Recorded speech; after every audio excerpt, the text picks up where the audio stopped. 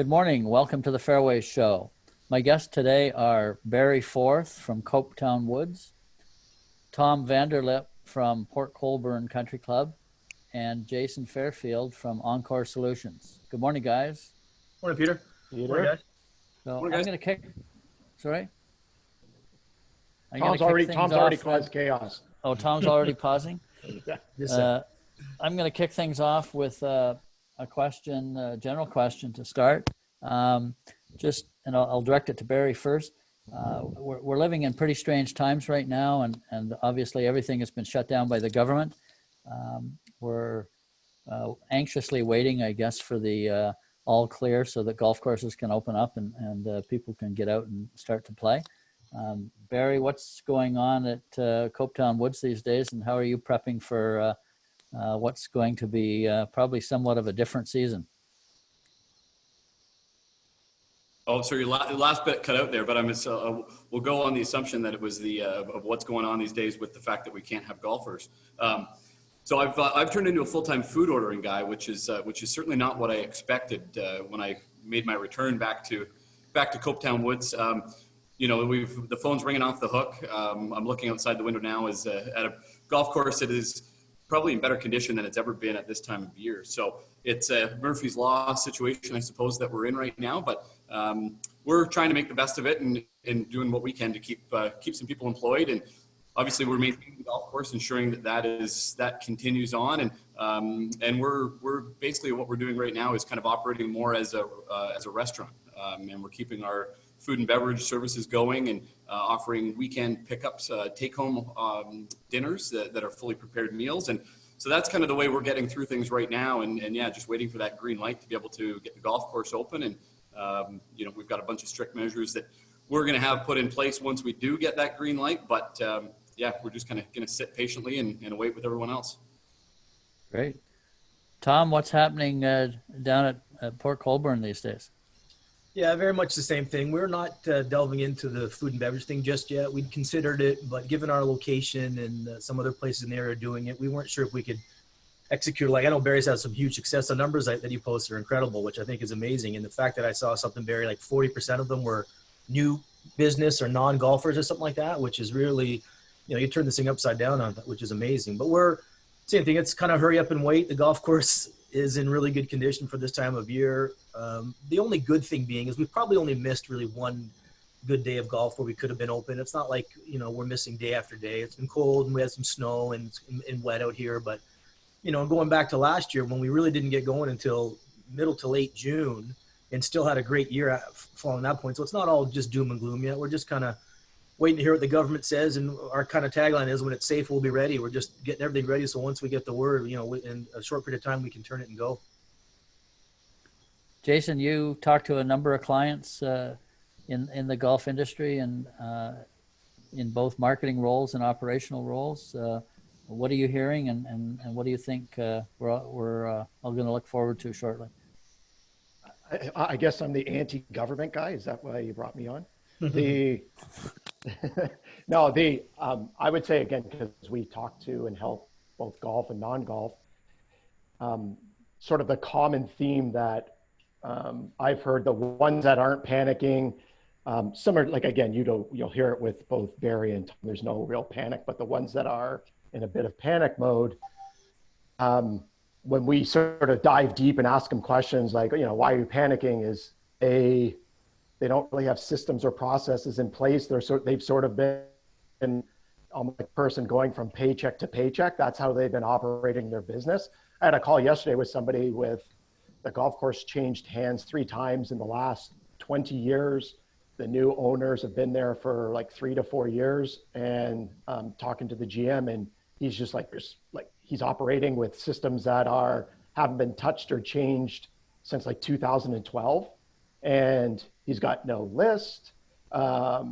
It's just broken. And so they're sort of in panic mode of what's going to happen here, versus another call I had with somebody that we advise. And he's like Tommy, hey, we usually didn't open until mid-May, but his main goal that he lives by, and he puts all his business and systems to follow this general, like his golden rule, which is he's looking to build happy, long-term returning customers. That's all everything he does is on that premise.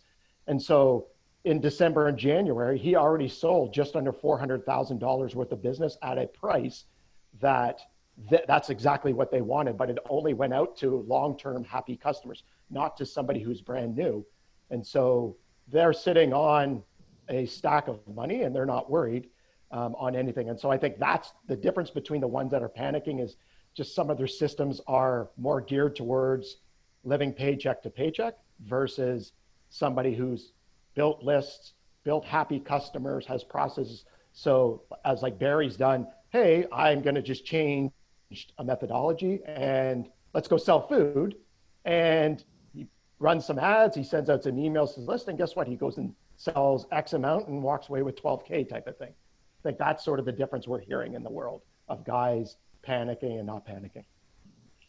Barry, just cycling back to your food operation, did you have to do anything at the club to change what you normally did for golf operations, or was it just kind of a case of, continuing that or starting it up again maybe and catering to a slightly different crowd?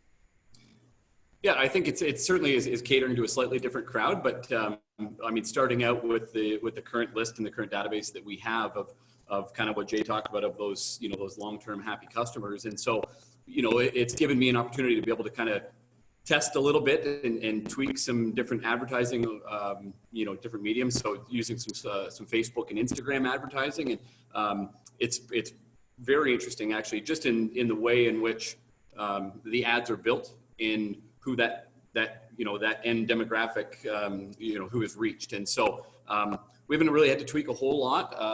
I would say that from an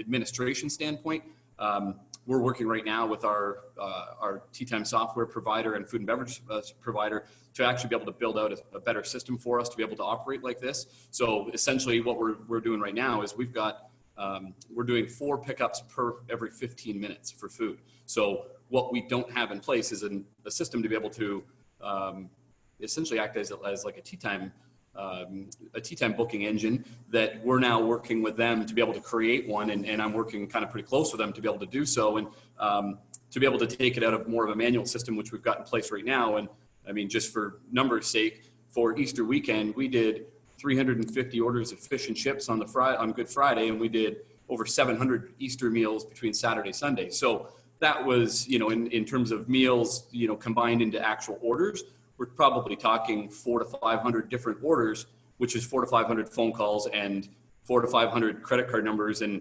me in the fetal position, reciting 16-digit numbers in my sleep. So, so we're kind of trying to slowly evolve into that, and which is great that we've got partners that can assist us with that. So there's nothing earth shattering in what we're doing. But it's just, you kind of just do what you have to do. And I think the one difference, that maybe we would be different than some clubs, and there are private clubs in our area that are doing, similar food ordering, and obviously with members only, but as a public golf course, we're cognizant of the fact that, every day that goes by is a dollar, is green fee revenue and dollars that we can't ever get back. And so what can we do to try and maximize, and at the same time, how can we stay relevant within the world of golf, within the world of our community? And, whether that's somebody that doesn't golf, or maybe they show up here for the first time to pick up fish and chips, and they drive in and had no idea this place was here. That's happened a lot in the last 2 weeks, and continues to happen. So is that something that you would continue after the golf course opens? Yeah, for sure. I think that it's definitely something that I feel that, I don't think I'm probably alone in this feeling, that when we do get the green light to open, that clubhouses won't be allowed to open right away, that we'll have to continue to maintain this, if from a food and beverage standpoint, if we want to maintain, I guess, providing this, these opportunities for people, we'll probably continue to do it. And this is something that, the world is going to change. Everybody's, kind of day-to-day lives are changing, and will people want to come out and eat in restaurants as much, or is this just an easy option that we're providing them, where they can come and our average wait time for meals, if we putting out 350 meals in a day between a 4-hour window, our average wait time is less than a minute for when they show up to pick it up. That bag is in their car and they're on their way home. So we're making it real easy for people, and I think that they're going to want to continue it, and we'll have the systems in place now that we'll be able to make sure that happens. Jay? Can I ask Tommy a question? Yeah, fire away. It's a free-for-all now. Yeah. Hey, Tommy, can you tell, just because I know you and I have talked over the last couple of months, and even before this, let's call it this happened over the last number of weeks, you wear like 20 hats at the club. You're like the plumber, you're the F&B guy, and Barry's the same way. Like you'll talk to you guys and Barry's like, I'm answering the phone, I bring the meals out. Like on a daily basis, how many hats are you wearing to get prepared for this season? That would be my first part of the question, and then I'll ask another one within there. I think like a lot of guys in my role too, like there's a lot of crazy things we're doing, not having to be able to call in anyone for essential staff. Like we have some guys work on the turf crew, getting the course ready. But other than that, we do have staff on asking them to stay home. So it's just trying to prepare for the season and do all those little things. Like Barry said, talking to our software provider, getting updated, getting the tee sheet ready. What increments of tee times are we going to have? Obviously we had some plumbing issues here that I was talking to you about. Also trying to find out all this government information and where do you get the employees calling me asking about the CERB and then the subsidy program, and it was 10%, then 70%. When's it coming? Like the amount of reading I've been doing, and there's a lot of really good groups out there through NGCOA and some of the golf associations and stuff. It's been good, but it's overwhelming. That, like you said, it's at times it's surreal. When I go out and walk around the golf course to check it out, and this time of the year, you're going 100 miles an hour, you're panicking. When are we going to open? And it looks fantastic, and there's no one here, and there's no one in the parking lot, and there's no one calling really. There's no one coming around. It's just a strange time. Well, and again, to add on to that, because as Barry said, I know Barry, they sell packages where somebody will buy, X amount of rounds. Your end, where it's the majority is you're dealing with members and new memberships, and I know because we've had conversations about that. How has that completely stopped you from? Promoting the club, and Barry said a really good thing. He's constantly creating attention for the brand about people that didn't know him. Are you doing the same thing, trying to create attention for? Because I know you're looking. You had bringing some new numbers. You had some members reaching out to you on stuff. Are you still getting calls? Are you still focusing part of your wearing one of those hats on that marketing side? Well, I'll be honest with you. It's an awkward time to be doing that, to be out there in front of people trying to promote your product. And I see that. I remember there was about 2 or 3 weeks ago, the Buffalo Bills came out with their season tickets information, and then they just got lambasted about why are you doing that. And so I'm a little, I'm aware of that. We haven't done anything crazy because we don't know what product we have to sell at this point. A lot of people were saying it might not play until August, September. So how in good faith do you go and try and sell something? We have, believe it or not, I sold a membership a couple of days ago. A guy wanted to re-up. So a lot of people out there aren't, panicking too much. So, but I'm having a hard time dealing with it. And same with all the ownership group here. We're just trying to say, we'll just wait until we know what's ready, put a plan in place for when that does happen and be ready to go. I don't know what Barry's feeling like that, but it's an awkward spot to be in. Yeah, no, Tommy, I agree. I mean, it's something that we're not going out and trying to sell golf packages or, gift cards, anything like that. I mean, we're putting out the food offering, and that's pretty well the extent of what we're doing. And I've seen other places, whether it be golf or otherwise, that are pushing their product and maybe their advanced sales to be able to help bring in a certain amount of revenue right now to be able to help with today, right? And so, I mean, we're fortunate we're not in that position that we need to do so at this point. So, but you're kind of put in a bit of an awkward position that you don't want to look as though you're being greedy and you're trying to take money from people that that maybe wouldn't. And the thing is too, like initially I was posting some pictures of the golf course, and then I was like teasing people because look at how beautiful everything is, but you can't come out and play. So I even stopped doing that because it felt weird. It really did. Yeah, no, I agree. You get the feeling from talking to a number of clients that creating some awareness, putting out messages of support and staying safe and the general things around the virus are okay. But anything that borders on a blatant hard sell is just a complete no-no at the moment. Nobody really wants to be thinking about it. Nobody wants to be pressured or pushed. And then people who are doing it are getting a lot of blowback. So I think they're just playing it cool until we kind of get the all clear. Yeah, I think we all know what golfers are like. They're just scratching to get going. And once we get the green light, I anticipate it being, even though it would be restricted, I'm assuming we might have to start at 6 a.m. to get as many people on the course as you can with 50-minute tee times. But, they'll be there. There's no doubt they're going to be there and ready to go. Just in a different world for, checking in and paying. And the golfers will be there for sure. Yeah. Given that, there are going to be some changes when we get back to playing. And you mentioned maybe 15-minute tee times and obviously limited or no clubhouse activities and changes to the food and beverage operation. Is it likely that courses will be charging full price for going out and playing, or is it going to be some modified version of what they used to charge? From our standpoint, it's like I said before, we really need to get going until middle to almost late June last year. It's a little too early to be looking at that. We wouldn't even be open, I don't think, today, even as cold as it is and it's kind of wet. So we're going to wait and see what happens. And when that next date, I think it's May the 10th or 12th or whatever, when that comes up, we'll start revisiting at that point. But it's a little too early for us, really.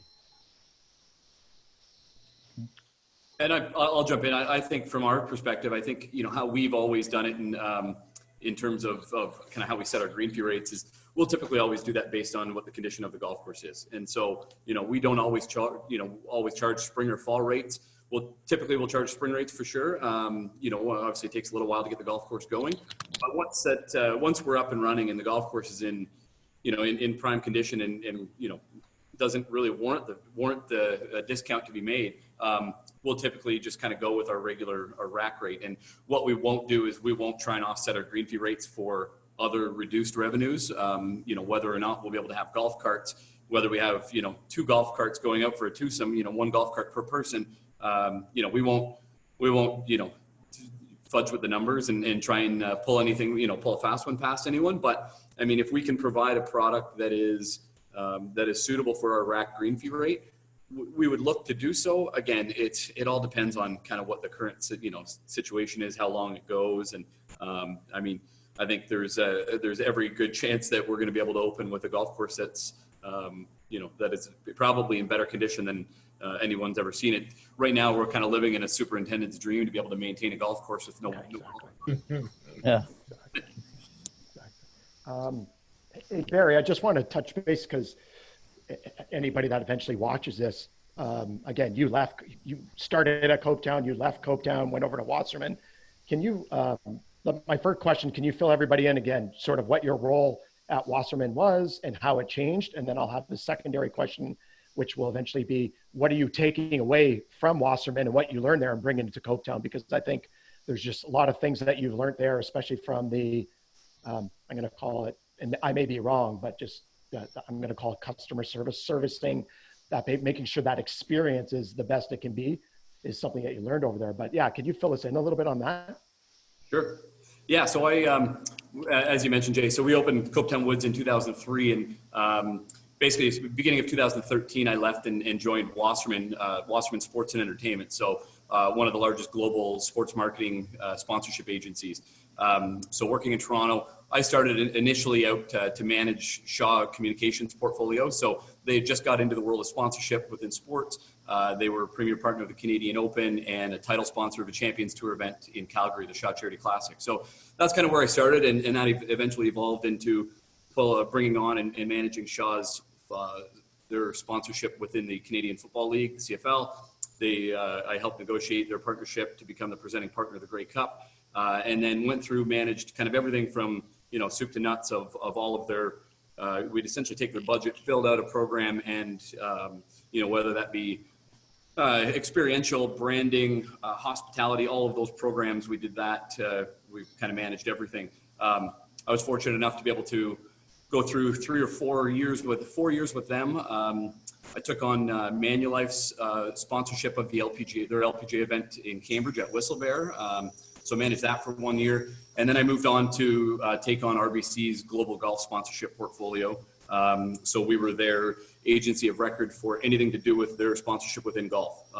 So you think of anything that that has the RBC logo on it in golf, that came through our team at Wasserman. And so I spent 4 years, prior to coming back here to Copetown Woods, I spent the last 4 years managing RBC's golf sponsorship portfolio. So the big pieces of that, of the pie for that is obviously the RBC Canadian Open, which everyone is more than aware of, the RBC Heritage down in Hilton Head, which would have just finished this past Sunday. And then, their partnerships with their ambassadors. I don't know what they're sitting at right now, but I know last year they had 20 ambassadors, including the likes of Dustin Johnson, Matt Kuchar, Hadwin, Corey Connors, to name a few. And then all of their partnerships with the PGA of Canada for the RBC PGA Scramble, Golf Canada for all their partnerships for the amateur teams, men's and women's. So it's a massive portfolio that was year round. We would run, anywhere between probably 40 to 40 plus events for them that I wouldn't travel to each one, but was certainly able to attend, many of them and be able to travel to a lot of the nicest golf courses, some of the nicest clubs in North America.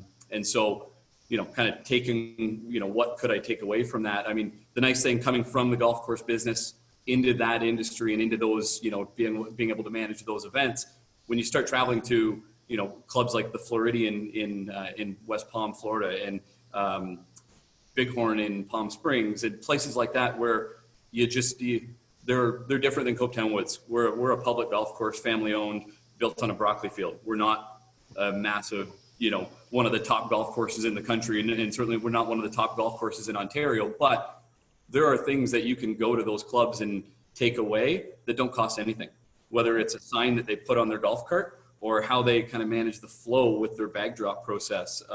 There are so many little things that you can, that I was able to, just kind of look and understand what they're doing and why they're doing it. And there were some of those, some different clubs that I went, and some of the, biggest names in golf and golf courses where I went and it was more the opposite of like, really, like you do it like that. But it was a pretty awesome experience. And 7 years there, it's great to now come back and be able to kind of take some of those ideas and put them into play here at Copetown Woods. I would assume there's also less, you and I talked about this the other day, like example, putting in that, hey, we're just going to go sell food. If you had to, on the RBC side, you would have had to gone through like 12 committees. Everybody would have shot the idea down. Now, I would assume now you like, besides you and your dad, you just get up and you've got an idea and you go. There's a massive difference there, right? Yeah.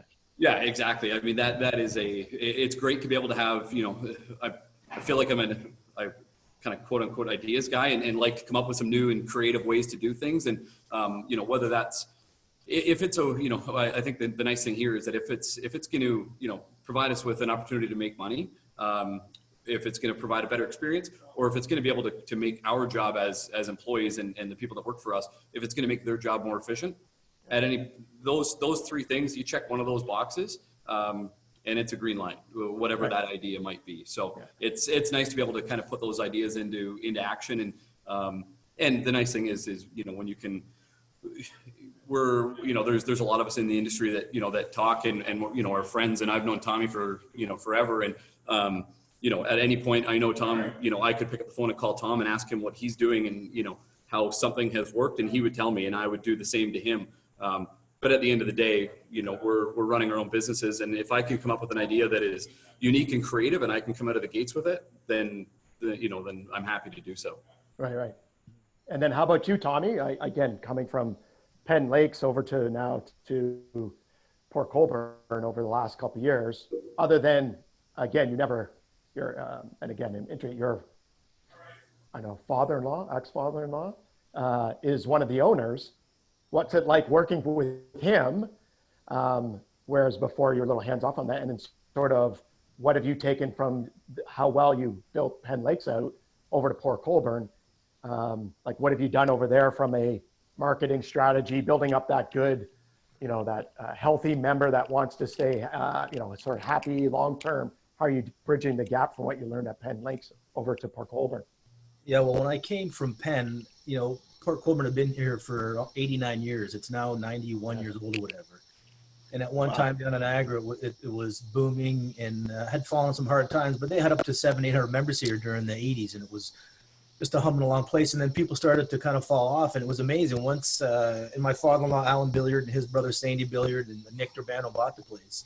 All of them combined have been in the golf business for years. And they, you know, and then by adding myself into it too, there's tons of experience there. But we were amazed at how many people just came back from that have gone away for 10 or 15 years or something. And the member, like, we did nothing really outstanding other than, you know, like Barry said, it's some simple things, easy management, customer service, and then they just started coming back. And now, you know, essentially we're a member-based club, and which going on with what's happening now has helped us a lot, because, you know, we had as many members re-up in the fall of last year as we did the previous year. So we're not really in a panic mode right now. We're in a good position, but our membership base is incredible. And I tell people when they ask me, oh, what's it like being at Port? It's so unique. It's unlike any club I've ever worked at. And Barry, I hate to say, but he was a junior member when I was working in the golf business at the club many, many years ago. And from those days at Heron Point until now, each club I've gone to, everything's been a little bit different. And this place is just, it's very special that way. Nice. And I know you sent out a survey. Geez, this is before all this stuff went down. Probably, what, a month and a half ago? Yeah, you told me. Yeah, you went out a survey just to find out why people were joined, a little bit more in depth in there. Can you share some of the reasons that you took away that either enforced, you know, in your head, hey, we're on the right thing, or is it, oh, we stopped talking about this, we should enforce it again? Is there something that you learned in that? Yeah, it was amazing, because when we did that, we kind of had our own vision of what we thought the place was all about and what was bringing people to us. But we thought, let's put it out there to our membership base and see what was so special about them. And the response was outstanding, but the friendly atmosphere, being with friends, And it just made me think, like, people, as much as you want to be at the #1 course in Canada or whatever, if you create a nice environment where guys can go and play golf with their buddies, or girls can come out and play with their girlfriends and have a nice experience, it really hit home as to what, you know, the uniqueness of this course made it so special. And then from that, it just snowballs, and they start talking to friends into joining. And then, you know, our stag night, our men's league has got like 160 people in it. And I bet you we've never taken one ad out for it. It's just word of mouth, and, oh, you got to come here. It's been great. And I was amazed to see on that short survey we did how constant it was. Friendliness and being with my buddies was, you know, really high up on the list. Nice. I got a whole bunch of other questions that anybody else wants to jump in, so I don't keep them coming. Keep them coming, Jay. One of the ones that I was going to ask both of you guys to do, like, what's the biggest, and that you obviously know this is my language, what's the biggest pain in the ass that you guys find in your job on your day-to-day basis? What is the biggest pains that you guys are going through? And I know, outside of getting COVID, but like, I know both of you guys for years, you guys wear so many different hats. There's pains that you guys are like daily trying to solve. What are they? I'll start, Tommy, if you don't mind. I mean, the one thing that coming back now after 7 years of being away, or almost 8 years being away.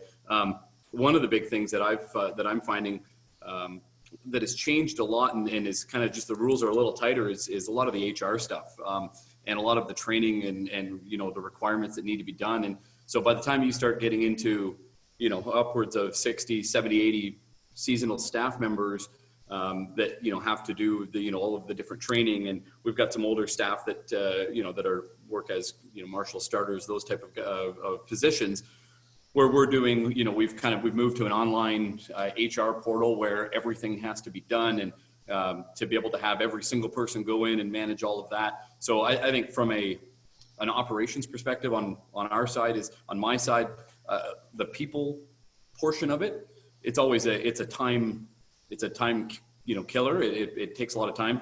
Now I'm complaining about it, but we actually haven't really had very many. We have a handful of employees working, but there's a lot of pieces that go into it.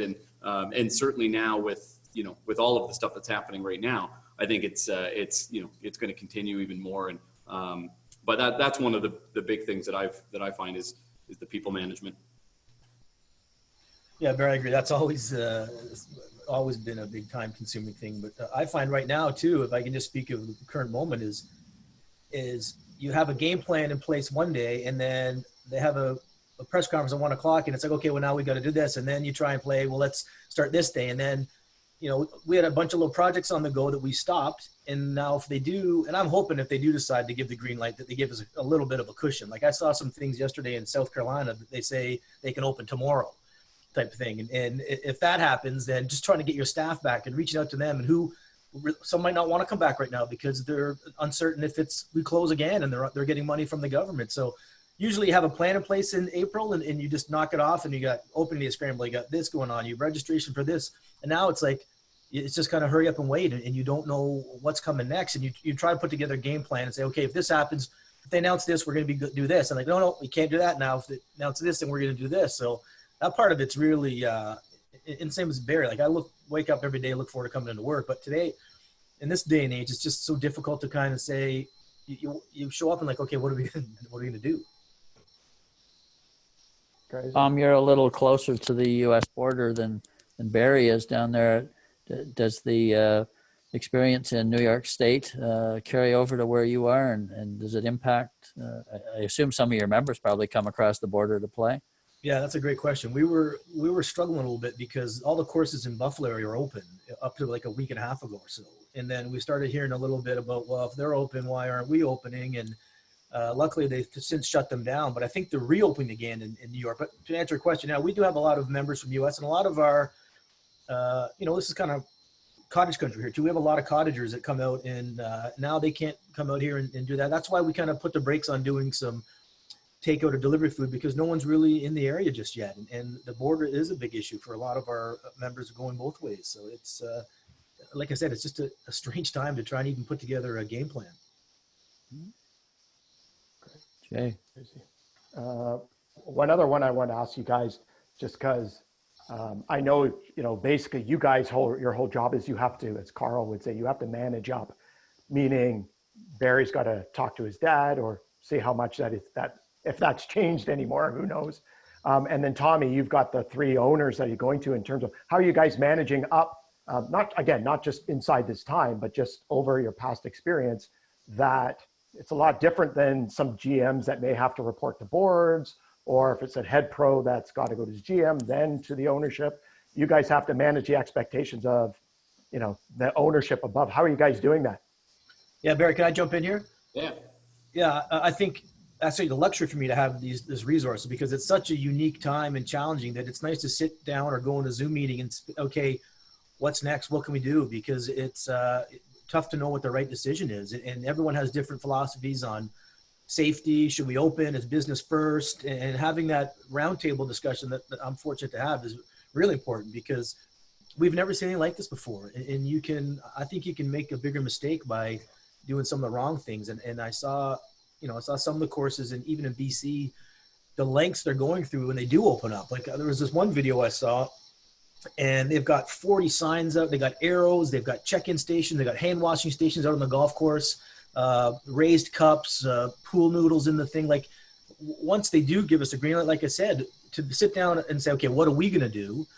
Just to make sure, God forbid, one of our members gets ill or a staff member gets ill. Like there's a lot to it. And to have that, and like I said, with being able to call Barry or Chris Neal or Jason Fairfield and all these guys that I've been reaching out to in the community, and everyone's been very understanding that way. Like we all need to make sure we're on the same page, singing from the same song sheet, and be a united front, because this is craziness.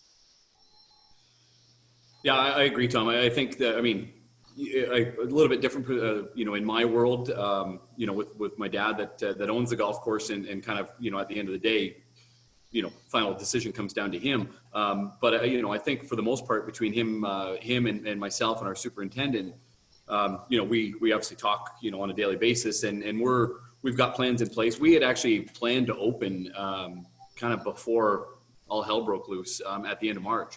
Our golf course, we're fortunate that, coming out of the winter, it's a pretty quick turnaround for us to be able to open. And so we had full intentions and plans to open the week that Doug Ford announced that the non-essential businesses had to close. So we had, different, precautionary measures in place. I actually had a video crew come out, shoot me, kind of, talking about it. And then we held the video knowing that, okay, let's let's wait until right before.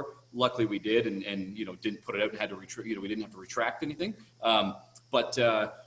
You know, from you know, I guess the steps that we're going to have to take and the decisions that we need to make moving forward. I mean, the nice thing is you know, is we're all very aware that golf is non-essential. I mean, that's a non-starter.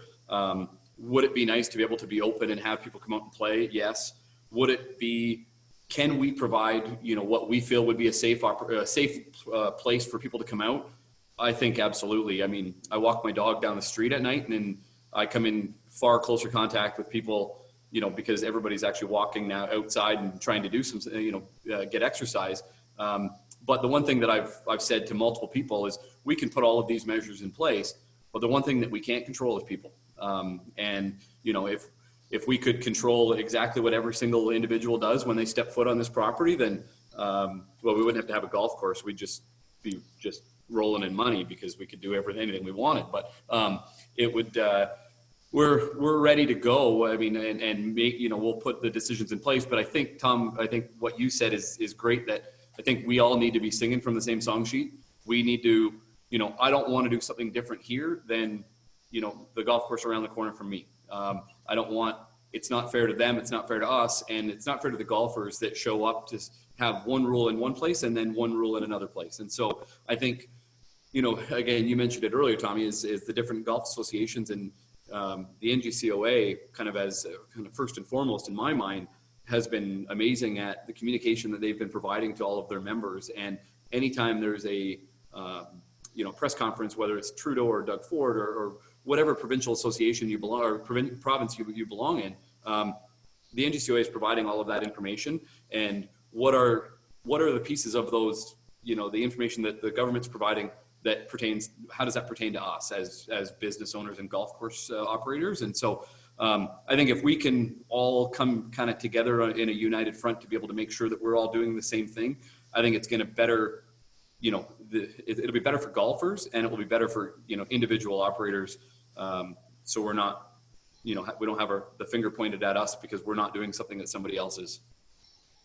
Yeah, and I know to add to that too, I'm hoping that when they do give us the green light, that there's a number of other industries that they do as well. Because if golf's the first one, and then, oh, it's okay to have golf now, and you know what conversation's going to happen after that. So I hope that there's a list of these, you know, I think they're calling them not essential, but exceptional businesses that could open up, because they can provide. And I'm the same as Barry. I have no doubt that we can provide a really safe environment here through two-timing and hand washing stations. And, you know, in this day and age, we don't even really have some of the pro shop. We put a camera in there and they could check in online beforehand, like no club storage, if it's walking only or carts. Like, it's very doable here, but we want to make sure that, like Barry said too, all of us these are the guidelines set down by the government. Everyone follow them.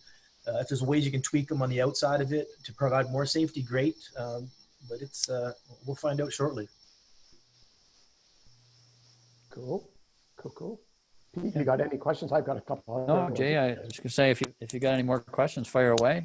Yeah, I want to get outside of COVID-19 and just talk based on, because I was going to say, between the four of us here, we've probably sold in the golf industry, either for a client, individually, whatever it may be. We're in the tens of millions of dollars. We've attracted customers and using different methodologies, whether that's a member, whether that is for food. You know, Pete's done it through Fairways. We do it through Encore in terms of helping clients. But like, if you guys had to have somebody, they came to you and say, hey, there's some basic rules in business and or in the golf industry that, you know, you better, you know, stick to these hard, true rules. If you had to pick a couple, what would you guys say is some of those hard rules? And I'll start it off sort of to see how my brain has been thinking of this. And the reason why I'm saying this is Carl and I were writing a bit of a article that we're going to release. Sort of, it's based on just the fundamental rules of business. Like, you can't deviate from these fundamental rules. And I find when we're talking to clients, like the one that we did yesterday, his rules are so wish-washy. No wonder his business is wish-washy. You follow what I mean? And so like, just a couple basic rules. I wrote 4 of them, but I was going to say them right there, and then see what you guys think in terms of specific rules based on your guys' experience. Like, I wrote wrote one rule. Our rule number one is like a golden rule is, hey, who do you guys serve? Like, who are they really, that customer? Our second rule is, how are you guys articulating your value to your market, to your customers? The third rule that we wrote was, how are you guys acquiring customers predictably and profitably? And then we wrote a fourth fundamental rule, which was, you have to measure results, both the good and bad. And so we're thinking, like in all business in general, if you don't follow some basic fundamental rules, you will allow, Snapchat comes out and they think Snapchat is a rule to their business. We got to be doing it. Or they think when Golf Now comes out, they look at that and they think that that is something that they have to bring into their business, where that is more of a methodology, not a general rule of thumb. You guys follow what I'm trying to say? I have no idea what you're trying to say. No, I'm just kidding. Oh, that's not bad. You're like 47 minutes in before being. But yeah, if you had some fundamental rules, or somebody who's starting their business golf or whatever it may be, I mean, especially Barry both being inside golf and Wasser, and even Pete, jump in. Like, what are some of those things? There can't be 20. It's almost like being a normal human being who's a good human being. Hey man, be good to your neighbors. Pretty good fundamental rule, right? So I just find these guys are deviating it from it, or they don't participate in it. It's just really weird. Now, I'll jump in, Jay. I mean, the one thing that I think that we've kind of always gone by here, and it kind of starts from the top with my dad, is that, I mean, if you don't need it, don't buy it. If it's going to be able to, if you're in it kind of rings more true right now in kind of the current situation we're in, where everybody's struggling and we certainly we're not bringing the revenue in that we would otherwise. But the one thing that we don't do here is we don't operate on budgets, never have. Our superintendent, I mean, if he wakes up and it's hot and humid outside and he needs to, put down some type of application to be able to avoid a fungus or something, he has to do that, whether he likes to or not.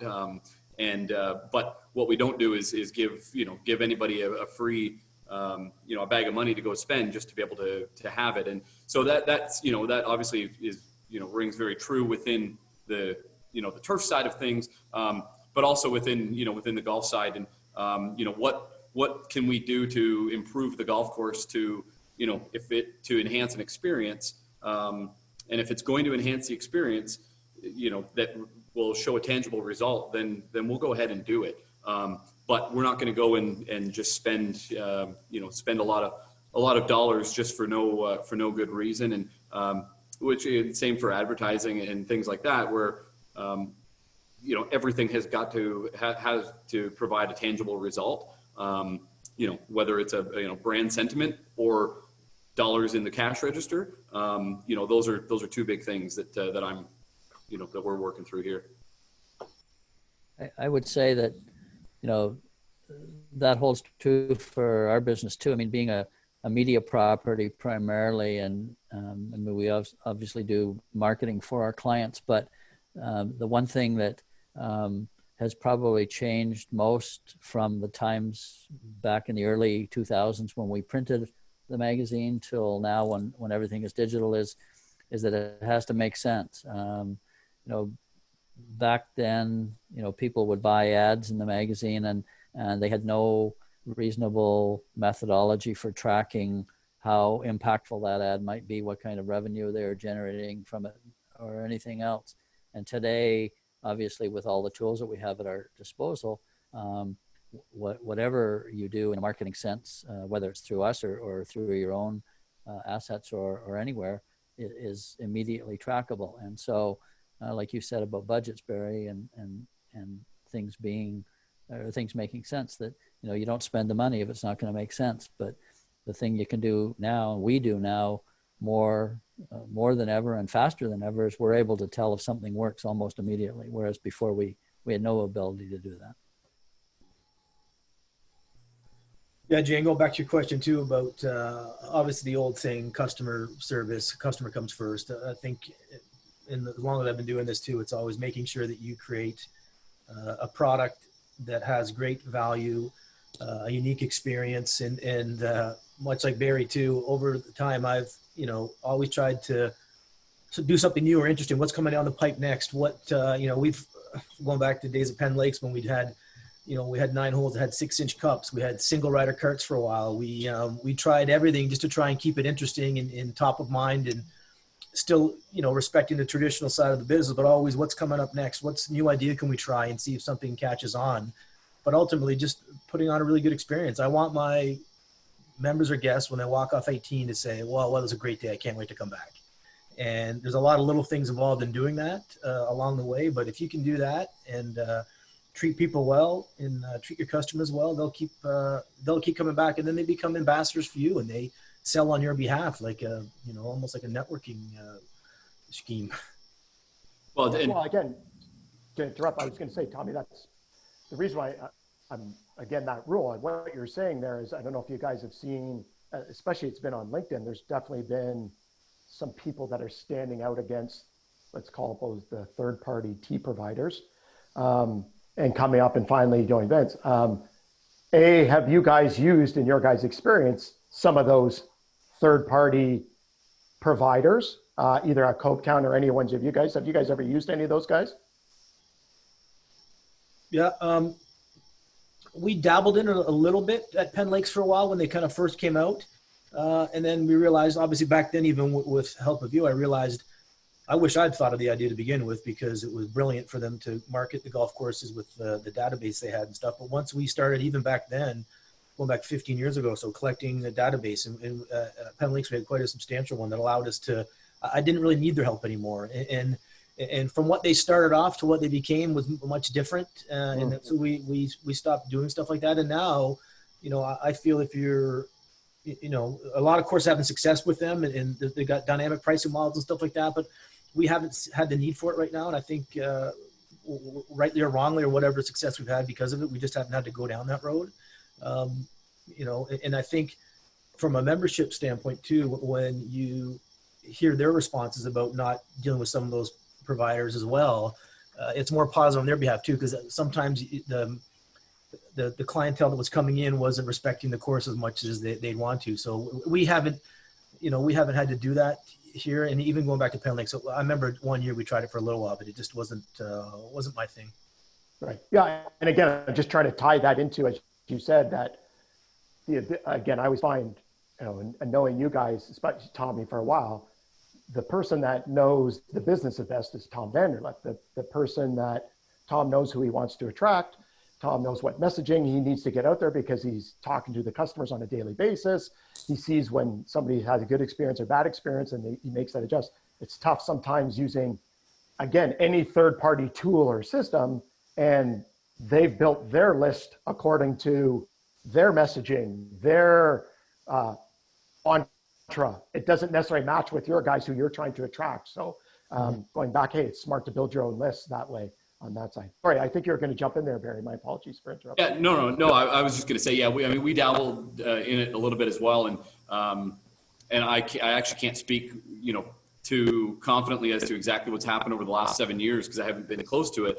But in my kind of, in my own personal opinion, I think it's an easier way out. I think it's harder to go out and build that business yourself, but at the end of the day, you're, like both of you guys just said, you attract the people that you want. You attract those people that that are going to become ambassadors for you, and that's free advertising. And that doesn't cost you anything. That doesn't if you want to just go out and fill your tee sheet and not have to worry about what that nets down to per round, then yeah, I mean, have at her, and that's fine for some people, and it works for some businesses. But we don't get into it.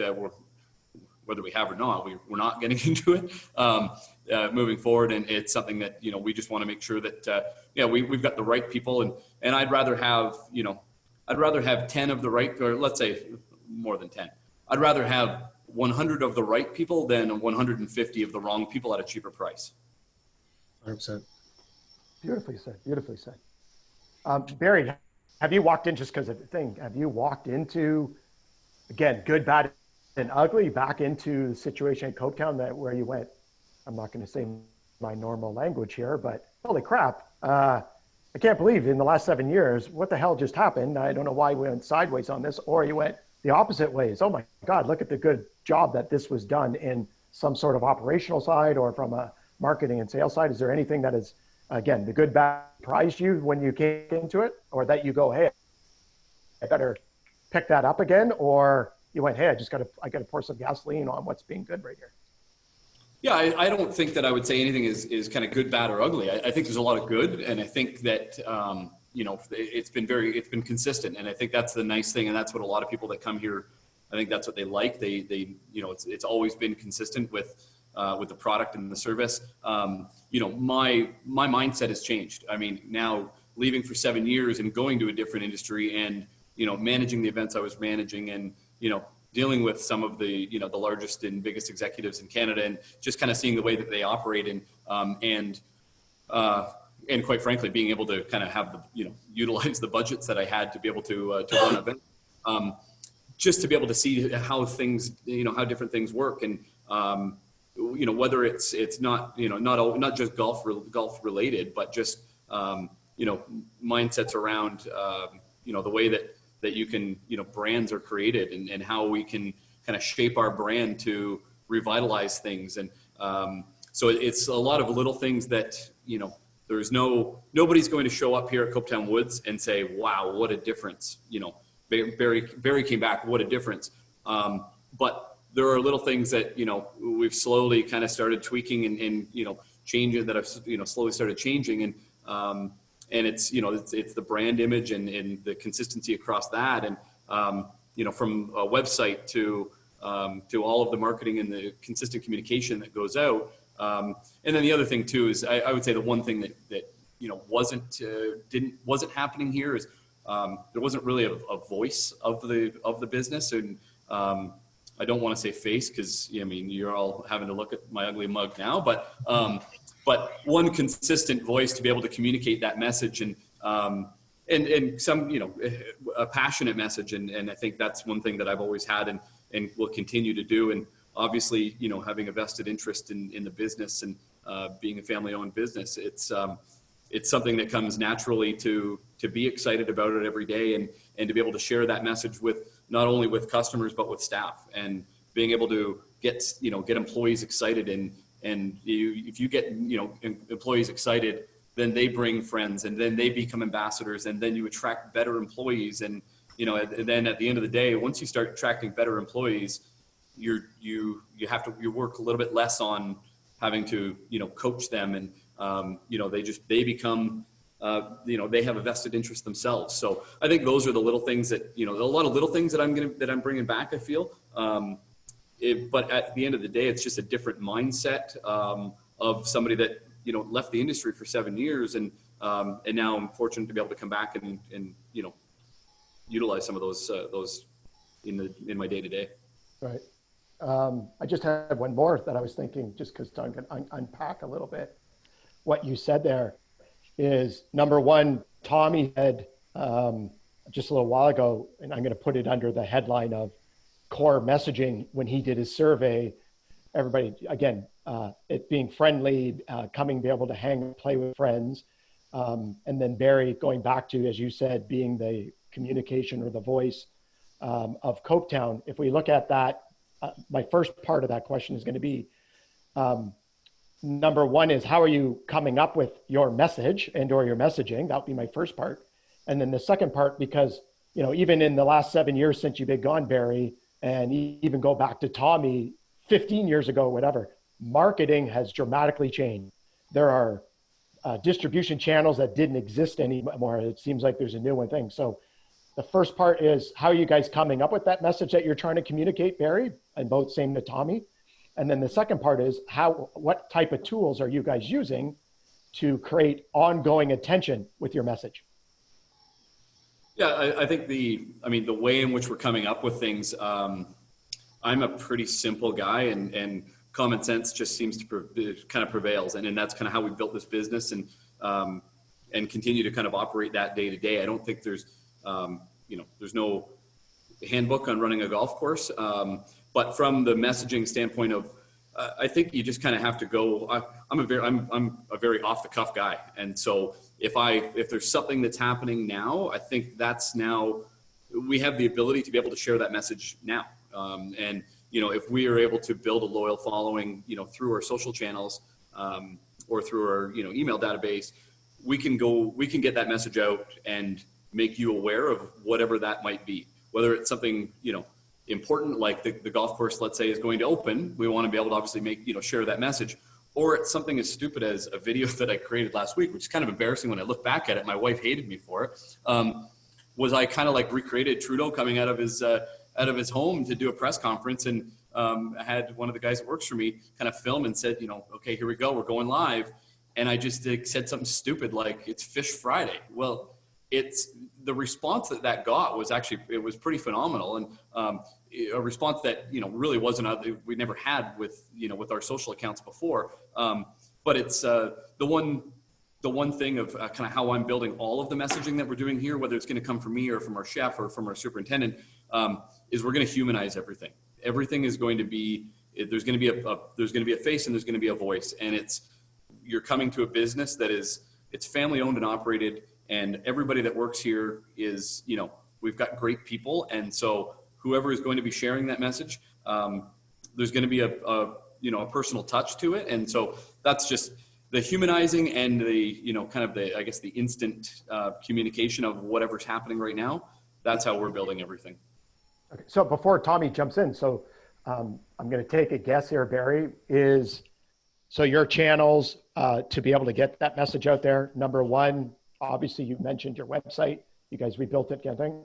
Number two, your secondary channels are social. I'm going to say your secondary channel email. Then your one below that would be social channels. Which social channels are you guys using?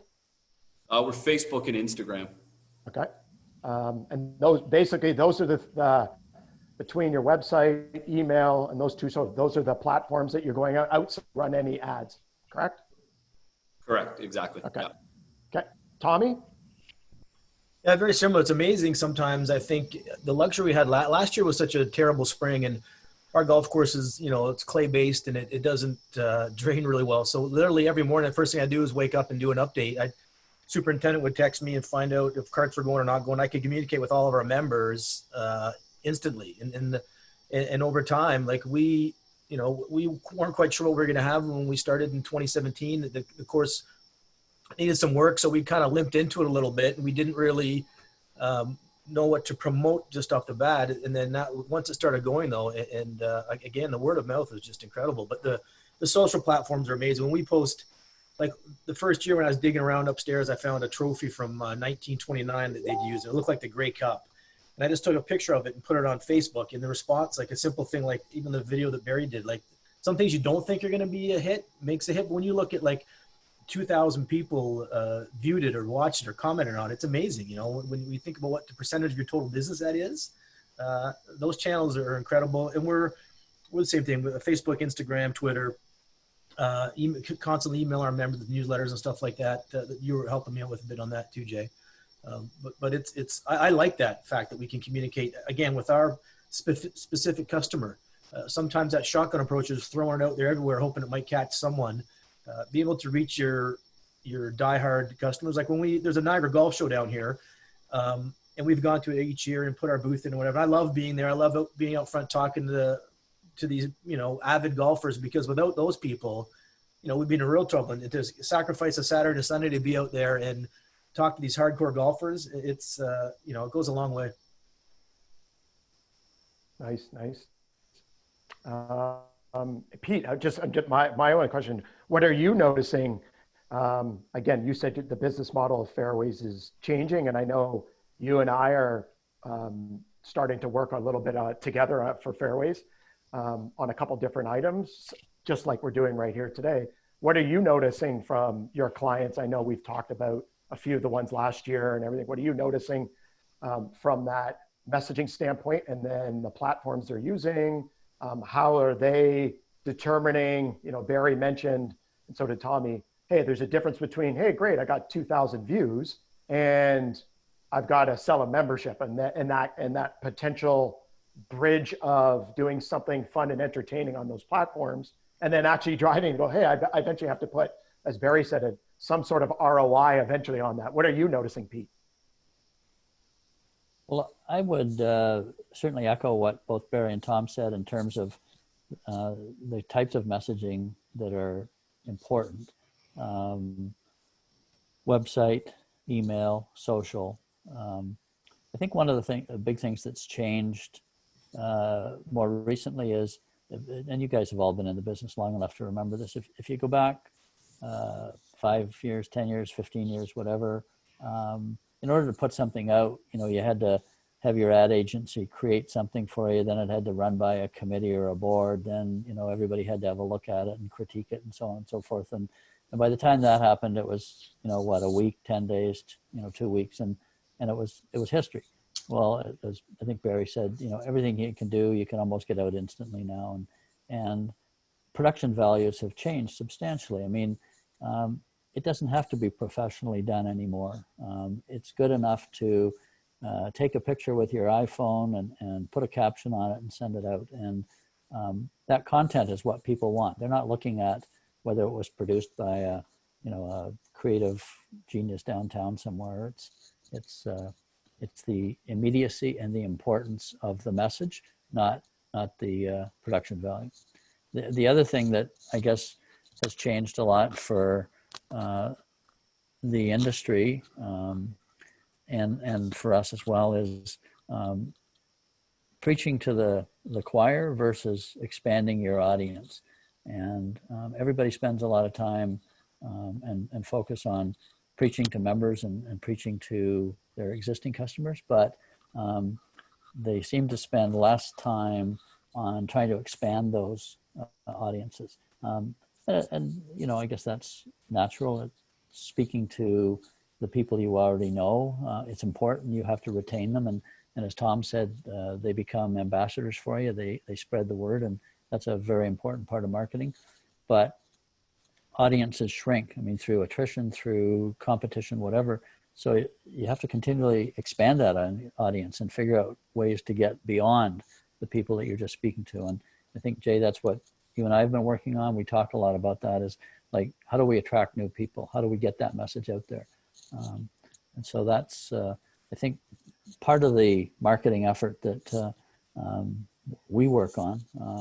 I know probably me saying that sounds a little self-serving because that's our business, but obviously that's every business. That's how they work. You can't just, very few businesses, I guess, can exist with forever with the same set of customers or same number of members or whatever. They constantly have to add to that. So that's what we're focused on most. Right, cool.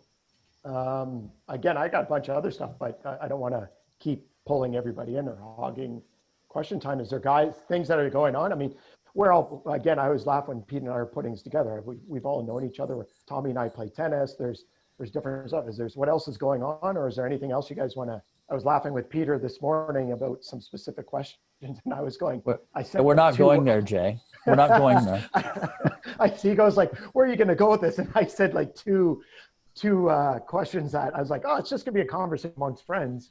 And I go, if it goes towards these two subjects, then so be it. And they were totally offside subjects. But if this camera wasn't rolling, we definitely would talk about it. But is there, what else is going on in your head? What are you guys thinking? What are you guys watching? Is there anything that you guys have outside of this horse crap that's going on? It's snowing here right now. Is it snowing where you guys are? It was snowing in Oakville. When we started this, out my window, I could see snow, but it's not anymore. Oh, what a year. Yeah. Jesus, dude.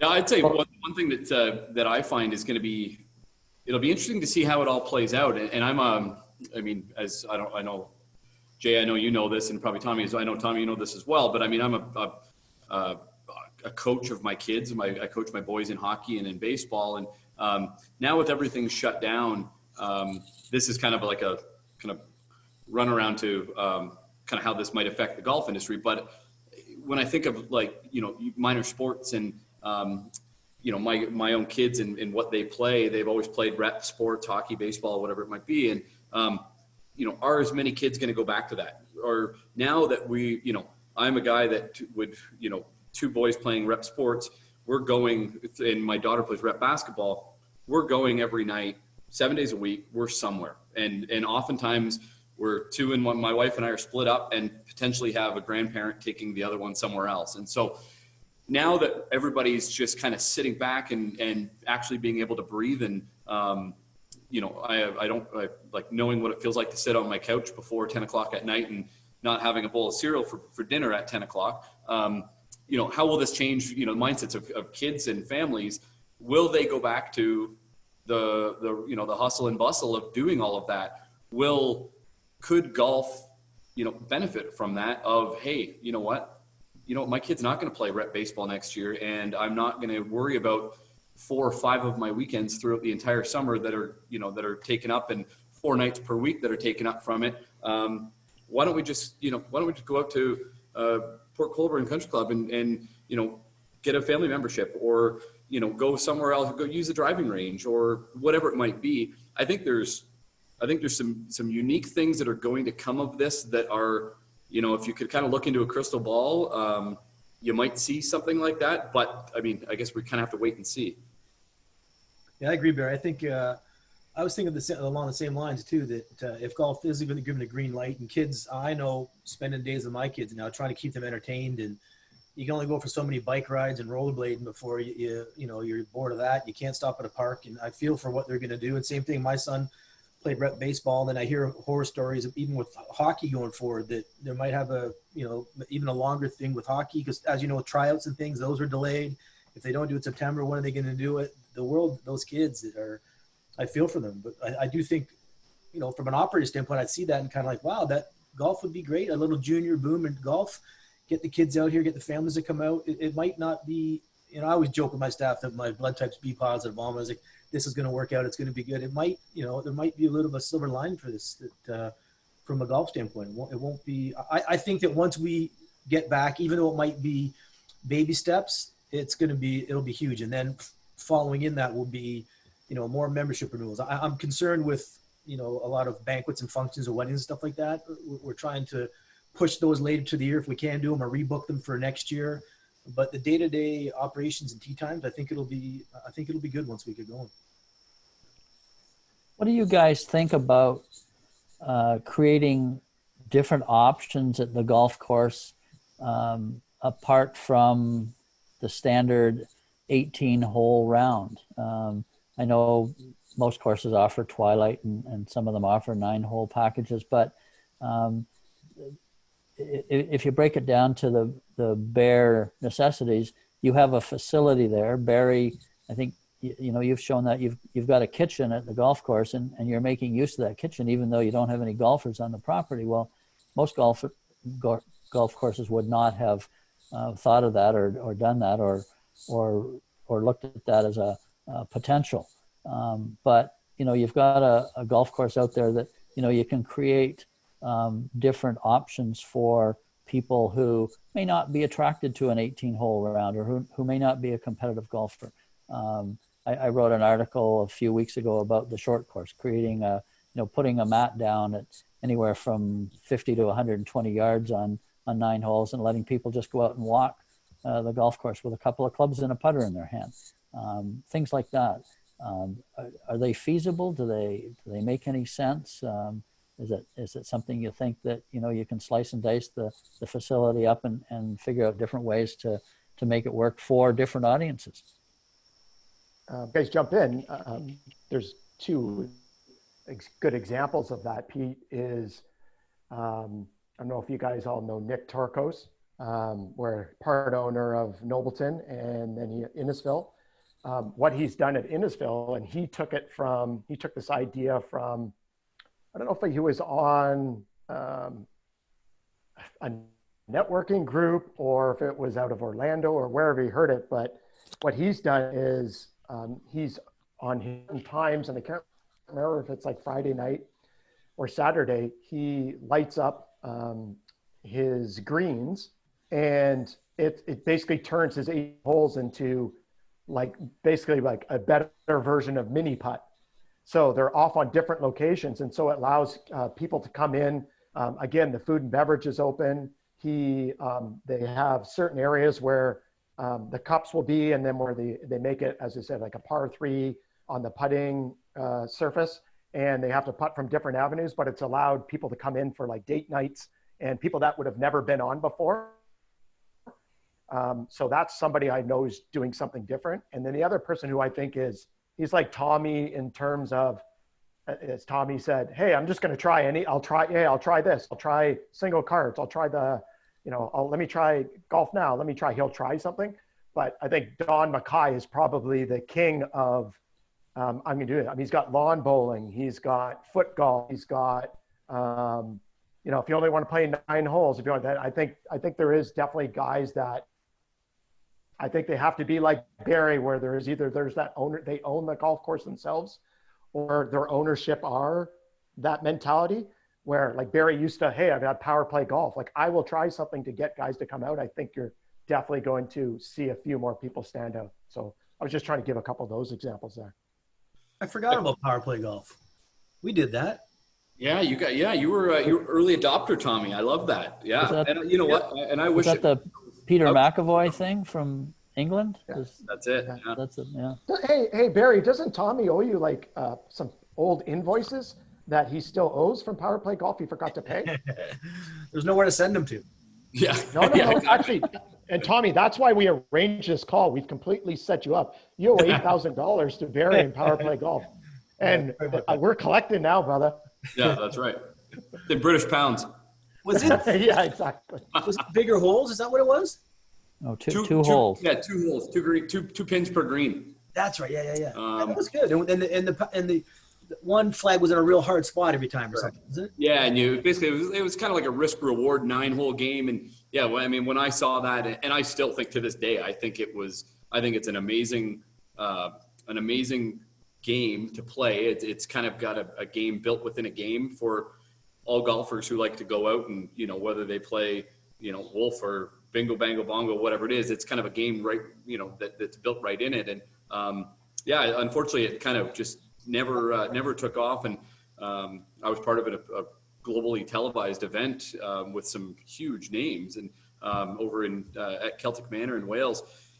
We're going back like 10 years now, I think, or just maybe a bit more than 10 years. And I think so. It's things like that. Yeah, I mean, I'm willing to give it a shot to do different things. One thing that I've kind of knocked the idea around here a little bit of we've got our driving range, our practice facility where I think we have 7 target greens out there, and one thing we could do is shut the let's say it's a Friday night at 6 o'clock or 5 o'clock, we could shut that down, and that gets turned into like a little 7-hole chip and putt course for kids. I mean, parents can bring kids out and do it.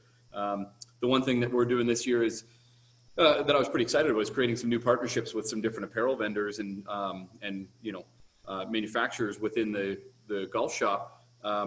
And one good example is we became an official Lululemon retailer. And so I said to the girl from Lulu, I said, I'd love to be able to create partnerships, and I don't want to lean on somebody to say, hey, do this for me or give me this. I want to be able to show you that I can, provide business back to you. And so the one thing that, that we had planned on doing for our ladies league, as an example, was like sunrise or sunset yoga sessions on the driving range. We've got a 30,000 square foot tee deck on the, out there. Shut down the range, bring your yoga mat, and then, bring a smoothie station out as a portable bar. And, little things like that you just kind of create, raving fans amongst those people that show up to play golf.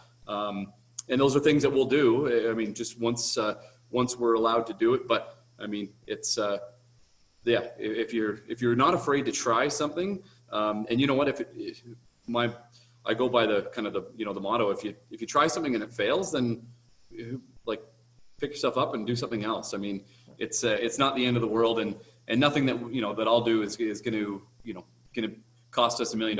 It's a lot of most times they're free ideas that you just need to be able to execute properly. Yeah, I agree. We tried the yoga thing last year as well too, but it was a good idea brought up to us by some of our members trying something like that. And also we did some paint parties last year too, which was popular in a lot of places. And on a slower time, we'd do it in the evening. We'd have 60 people come out, and one lady teach them how to paint.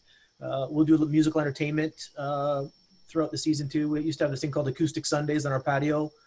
Just trying different things, and if it doesn't cost a lot of money to try it, and you see what goes and what catches and what doesn't. I even remember back at Penn Lakes, we tried this thing. It was like a singles golf night called Love on the Links, and it was a Friday night. I swear to God, Nice. we tried to make love connections out there, and it got a little creepy, so we stopped doing it. But Did you have Chuck Woolery as the starter? it was funny. Like we dim the lighting. There'd be like an open cocktail area afterwards, and we dim the lighting, and it just. But the problem we had, it would have been a hit, but the age range was too hard to. We had 20-year-olds and 60-year-olds. It was, but it was fun. Oh my God, that is so good. That is so good, dude. Barry, when you because I remember one of the other times that we ran into each other was at the Masters a couple of years ago. Did you ever get down to, and if I get the name wrong, which is I think it's called Celebration, the course that's down there, and I may be getting it wrong. Am I saying it right, Pete? That is near Celebrations in Orlando. No. So which is the course that is Champions Gate? Sorry, Champions Gate. That's there. So we end up knowing the guy who sort of runs a bunch of those courses. But one of the nights that we always liked when we've gone down there a couple of times is he closes the driving range. It's literally, he lights it up. He brings in portable lights. He's got a DJ. He's got a bar that goes on. He's got servers. He puts out specific targets, and the place is ram-packed. And he's got manufacturers in with different clubs, and then there's different prizes that's going on. But it's just ram-packed. Such a really cool experience. And I think Mark Gruhl did that one time over at Piper's as another thing. But I think that was a really cool idea in terms of, hey, how do I get people to come back that may have not been here, have fun? I'm going to say almost like it was the early version of Top Golf before it existed. That's what I've noticed. But I think that's an awesome idea as well too. As long as you can manage it and not run into, Tommy's singles date night that he ran into. Love on the lake, buddy. Love on the lake. Love on the, dude. That's got like an awesome theme song ready to come out from us right now. It could have taken off. It could have been huge. You never know till you try. You could be in it. This could be a totally different conversation. Going on there. That's awesome. Oh my God, so good. Yeah, you guys, maybe that's a good place to wind this up. Hopefully, we've got a few good ideas out there that people can take advantage of. And thanks for joining us today on the Fairways Show. Bye for now. Thanks, guys. Thanks, Thanks, guys. boys. All right. Pause. Stop recording.